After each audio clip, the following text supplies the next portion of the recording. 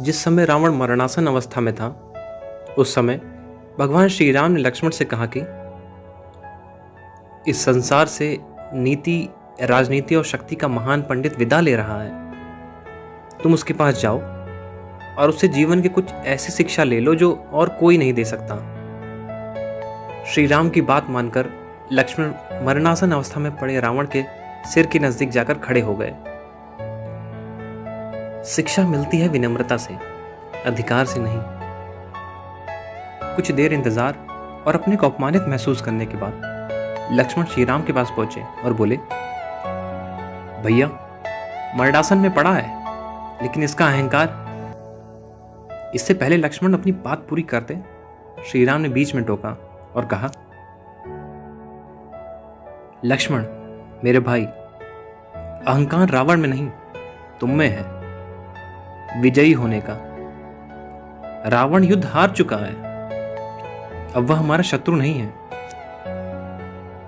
तुम मुझसे कुछ लेने गए थे तो उसके पैरों के पास याचक की मुद्रा में खड़े होते, लेकिन तुम तो सिर के पास आदेश वाली मुद्रा में खड़े थे।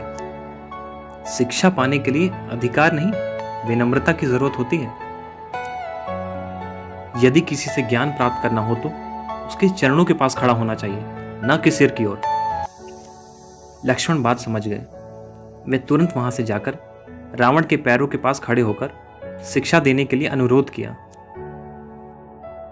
उस समय महापंडित रावण ने लक्ष्मण को 3 बातें बताई जो जीवन में सफलता की कुंजी हैं। पहला, शुभस्य शीघ्रम।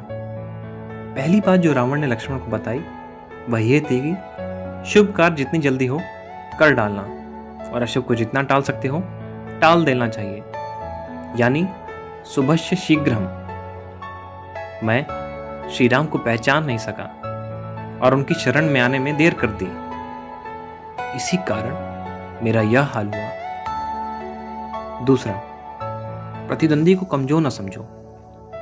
दूसरी बात यह कि अपने प्रतिद्वंदी, अपने शत्रु को अपने से छोटा नहीं समझना चाहिए।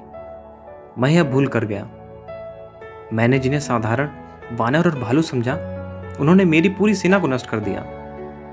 मैंने जब ब्रह्मा जी से अमरता का वरदान मांगा था, तब मनुष्य और वानर के अतिरिक्त कोई मेरा वध ना कर सके ऐसा कहा था, क्योंकि मैं मनुष्य और वानर को तुच्छ समझता था।